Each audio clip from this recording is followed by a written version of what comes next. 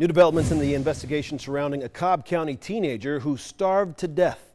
Tonight, the director of the Division of Family and Children's Services apologizes for her death, but we wanted to know why DFCS didn't do more when it suspected the teen wasn't being fed nearly 2 years ago. Investigative reporter Jeff Chirico had tough questions for the agency.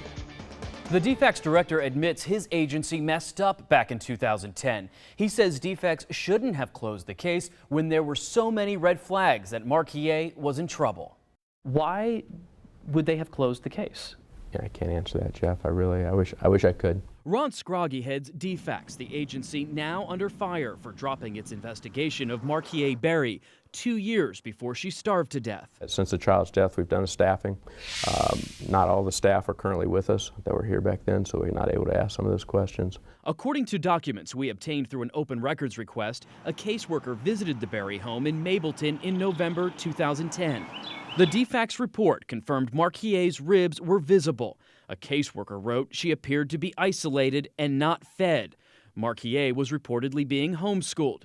DFCS also learned of the mother's abuse history in Michigan. Despite red flags, the caseworker recommended the kids see a doctor, then closed the case. I think DFCS certainly could have prevented this.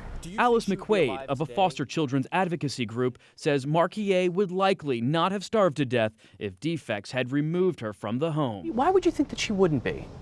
I think it's all a question of money. And I mean, I just think if they cannot document right then and there severe abuse, they're not taking these kids out. Scroggie points out he wasn't in charge of DFCS in 2010 and agrees DFCS should have followed up to make sure Markea was safe.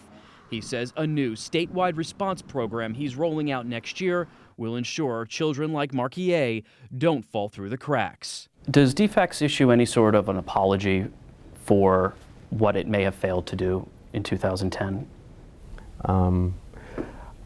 DFCS is here to protect kids. Despite his admission that DFCS should have done more, Scroggie is reluctant to apologize. So no apology? Well, you know, what good is it? Okay, I apologize. We apologize. I'm not sure that does any good. I'm sorry for every child that dies here in the state of Georgia. I wish things were different. We're told the caseworker who handled this case no longer works for DFCS. Meanwhile, Ebony Berry is being held without bond on murder and child cruelty charges. Jeff Chirico, CBS Atlanta News.